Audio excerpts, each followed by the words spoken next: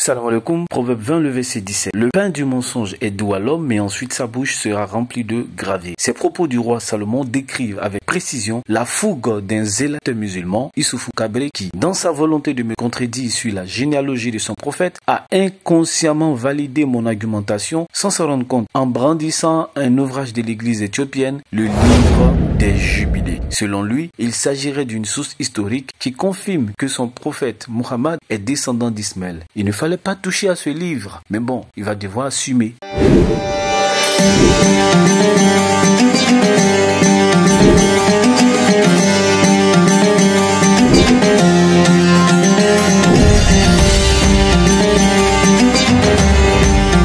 Voulant me contredire sur le fait que les lignées de Muhammad sont le fruit d'une fabrication des généalogistes arabes après l'avènement de l'islam, n'ayant aucun appui historique pour attester que le fameux ancêtre Adnan serait descendant de Ismaël, Issoufou Kabré a voulu procéder par un raisonnement par l'absurde en brandissant le livre des jubilés figurant dans le canon de l'église éthiopienne. Sauf que, ne sachant pas manier la rhétorique, il va se casser lui-même la figure. En effet, comme vous allez le constater, ce jeune musulman animé d'une grosse rancune contre Alexandre Salomon depuis que je l'ai envoyé balader, va mêler dans son discours à la fois des attaques personnelles, de l'humour pour déstresser un peu et une bonne dose de mensonges. Nous allons dévoiler tout ça dans les éléments qui suivent. Maintenant, on va passer aux sources historiques. Quelle est la source crédible qui permet d'établir que Adnan est effectivement descendant de Ismaël? Il n'y a aucune source historique authentique pour attester cette théorie. Il n'y a aucune source historique authentique pour attester cette théorie. C'est trop nul! On n'avait même pas besoin d'une généalogie du prophète pour affirmer ou pour confirmer qu'il est descendant d'Ismaël. Pourquoi? Parce que la Bible elle-même, qui a été révélée par le Saint-Esprit, nous confirme clairement que le prophète Mohammed est bel et bien un descendant d'Ismaël. Pourquoi?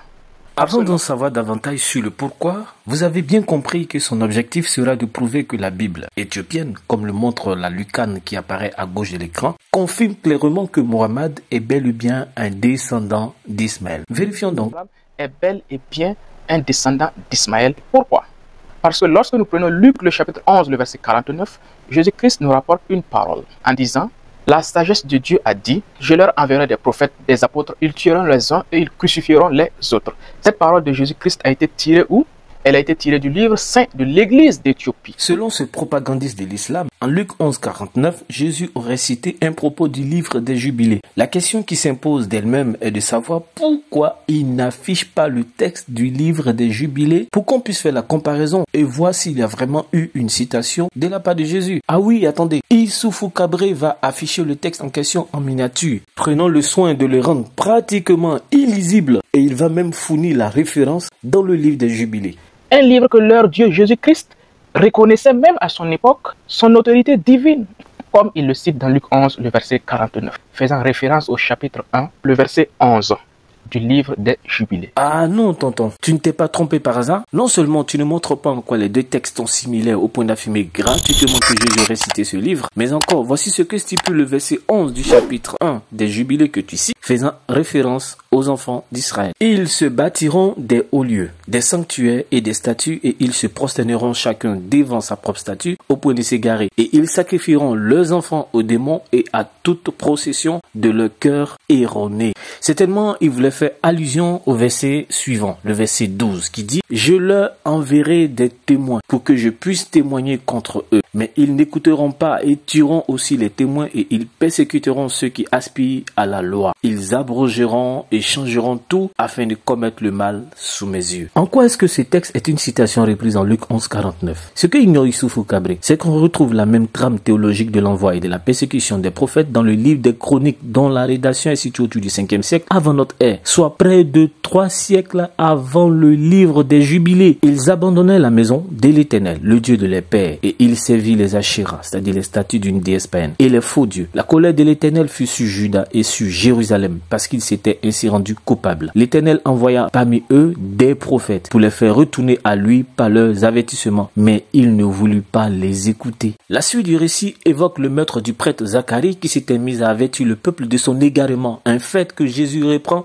dans le même contexte de Luc 11 au verset 51. Alors comment Issoufou Kabré peut-il faire du suivisme aveugle en répétant un argument sans prendre le soin de vérifier sa pertinence et sans être en mesure de le démontrer quand on sait que le propos de Jésus s'inscrit dans la droite ligne du livre des Chroniques? Mais essayons de le suivre dans sa logique. Dans le livre nommé le livre des Jubilés, un livre qui est saint selon Jésus-Christ. Pourquoi? Parce que lui-même il a tiré ses paroles de ce livre, qui est toujours considéré comme un livre saint selon le Saint-Esprit de l'Église d'Éthiopie. C'était un livre qui était considéré comme saint, révélé par Dieu selon les Juifs à l'époque même de Jésus-Christ. Mais par après, quand les pharisiens ont entrepris de récanoniser leur Bible, ils ont laissé tomber ce livre.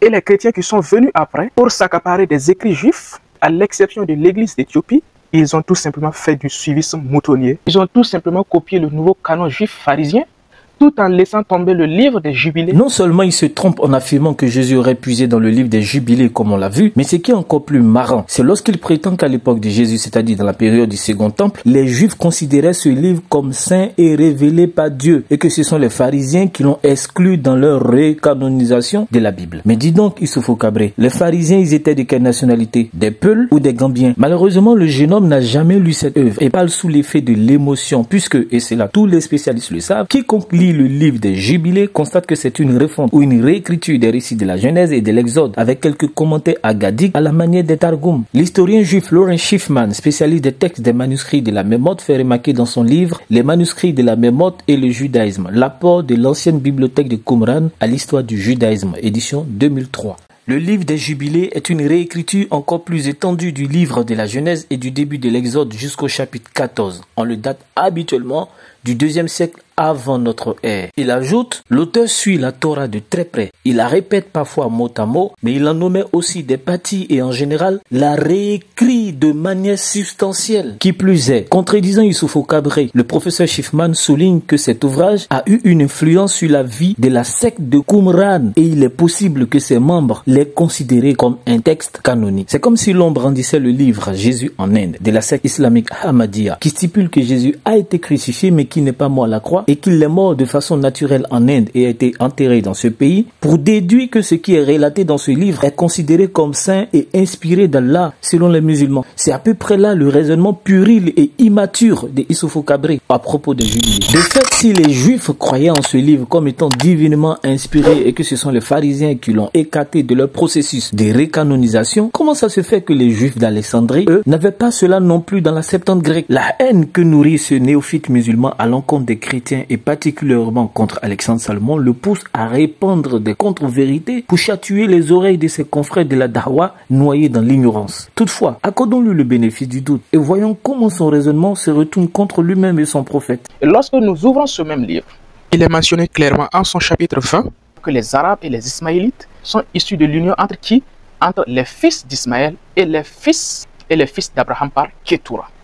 En d'autres termes, selon la Bible, selon le Saint-Esprit de l'Église d'Éthiopie, qui est authentique selon Jésus-Christ lui-même, les Arabes, sans aucune exception, sont les descendants d'Ismaël, parce qu'ils sont le fruit de l'union entre les fils d'Ismaël et les fils d'Abraham par Ketura. Donc, lorsqu'il nous dit qu'il n'y a pas de source historique authentique qui affirme cette chose, il n'y a aucune source historique authentique pour attester cette théorie. C'est purement du mensonge, de l'ignorance, c'est purement de l'incompétence. Non seulement ça, c'est une preuve historique, ça c'est un. Deuxièmement, elle est plus qu'historique, elle est divine, parce que là, c'est le Saint-Esprit de l'Église d'Éthiopie qui parle. Tu vois que tu n'as pas le niveau, c'est mieux que tu restes dans ta cuisine. Donc, quand tu ne connais pas, il faut demander. Donc, venir nous dire qu'il n'y a rien d'authentique historiquement ou selon les sources islamiques, que Mohammed serait descendant d'Ismaël, c'est purement de l'ignorance, c'est purement insulter Jésus-Christ, c'est purement insulter le Saint-Esprit qui a révélé le livre de Jubilé. Donc, ça veut dire que Alexandre Salomon ne maîtrise absolument rien, ni l'histoire, ni sa propre Bible, ni les sources islamiques. Il ne fait que des copier-coller moutonniers. Bah, merci pour l'expression copier-coller moutonnier, car elle décrit à la perfection la démarche argumentative et mensongère de Issoufou Kabré. Réalisons ensemble l'extrait du chapitre 20 du livre des Jubilés. Voyons à quel point ce jeune homme souffre d'un véritable problème de compréhension du texte. Une chose qui s'étudie pourtant depuis le collège. Il s'agit des versets 11 à 13 du chapitre 20 des Jubilés. Le texte est calqué, on le voit, sur les versets 1 à 6 6 du chapitre 25 de la Genèse, par une interprétation extraordinaire, sans doute inspirée par un guide. Issoufou Kabré affirme que dans cette péricope, il est dit que les Arabes, sans aucune exception, sont les descendants d'Ismaël parce qu'ils sont le fruit de l'union entre les fils d'Ismaël et les fils d'Abraham par Ketura. Subhanallah! Est-ce vraiment ce qui est écrit sous vos yeux? Chez Issoufou, si tu as des problèmes de compréhension du texte, implore l'aide d'un écolier. Le texte ne dit nullement que les Arabes, sans aucune exception, sont les descendants d'Ismaël, ni même qu'ils sont le fruit de l'union entre les fils d'Ismaël et les fils d'Abraham par Ketura. Ça n'existe pas ici. Il est simplement indiqué que les deux groupes, c'est-à-dire les fils de Ketura, dont les Madianites et ceux d'Ismaël, les Ismaélites, se sont mélangés entre eux, si bien qu'ils ont été appelés Arabes et Ismaélites. Ce que ce musulman zélé ignore, et ce n'est pas de sa faute, il faut le comprendre. C'est comme le souligne l'écrivain franco-algérien Slimane Zeguidou dans son livre La poésie arabe moderne entre l'islam et l'Occident. Le mot arabe se référait dans l'Antiquité non pas à une race ou à une ethnie, mais plutôt comme un groupe humain que réunit les mêmes langages, le même environnement, le même mode de vie. C'est ainsi que les hommes des villes antiques appelaient tout nomades qui surgissaient du désert et arrivaient à la ville. Ainsi, la désignation des fils de Ketura et des Ismaélites comme arabes correspond exactement à leur vie nomade commune dans le désert. En Genèse, le chapitre 37, on voit bien que ceux à qui Joseph a été vendu par ses frères sont tantôt appelés des Ismaélites, tantôt des Madianites, ce qui confirme bien leur mélange. Ça ne signifie pas que c'est Ismaël qui a donné naissance aux Arabes et aux nomades du désert, et ce n'est pas ce que dit le livre des Jubilés. D'ailleurs, c'est un secret de Polichinelle. Vos propres sources, comme rapporté dans le Nectar cacheté, font une distinction entre les Arabes disparus, les Arabes de souche et les Arabes arabisés ou d'adoption, et Ismaël est classé dans ce dernier groupe. Issoufou Kabré, tu as affiché un texte en insistant et transpirant sur le fait qu'il serait inspiré du Saint-Esprit de l'Église d'Éthiopie afin de mettre en valeur son infaillibilité selon notre croyance, mais tu as falsifié le texte et prouvé que soit tu as des difficultés pour comprendre même un simple texte sous tes yeux, soit tu es obligé de faire dire au texte ce qu'il ne dit pas afin de faire preuve de ton expertise dans la manipulation. Par ailleurs, poursuivant dans ta logique, ouvrons le chapitre 15 des Jubilés au verset 30. En effet, Ismaël et ses fils, ses frères et Ésaü, Dieu ne les a pas rapprochés de lui et il ne les a pas choisis bien qu'ils soient des enfants d'Abraham, car il les connaît, mais il a choisi Israël pour être son peuple. Pourquoi Dieu n'a pas choisi les autres descendants d'Abraham pour être son peuple? La réponse nous est donnée au chapitre 16. Dieu aurait annoncé à Abraham, après la naissance d'Isaac, qu'il n'allait pas mourir avant d'avoir donné naissance à 6 autres enfants, et de lui préciser que toute la postérité de ses autres fils serait païenne et serait comptée parmi les païens. Mais parmi les fils d'Isaac, un seul deviendrait une race sainte et ne serait pas compté parmi les païens.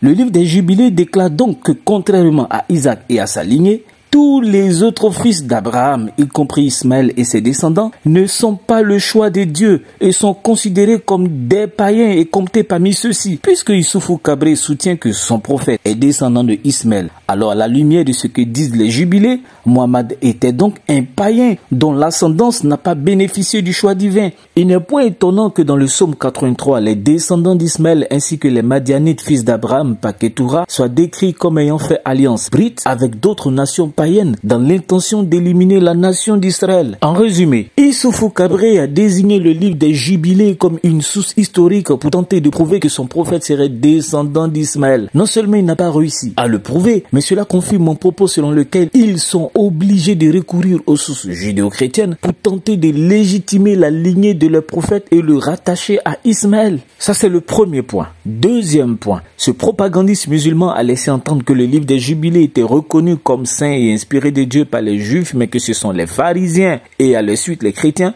qui l'ont écarté à l'exception de l'église éthiopienne. C'est un mensonge pieux et c'est la preuve que ce jeune homme a besoin d'une délivrance intellectuelle. Troisième point, dans son ignorance, il a prétendu que Luc 11:49 reprenait le texte du livre des Jubilés au chapitre 1, le verset 11. Quatrième point, le livre ne dit pas que les Arabes, sans aucune exception, sont les descendants d'Ismaël. D'ailleurs, le livre classe Ismaël et sa descendance, les Ismaélites, parmi les païens. Finalement, la seule chose que Issoufou Kabré a réussi à prouver en citant les Jubilés, c'est son incompétence. Barakallahu fi.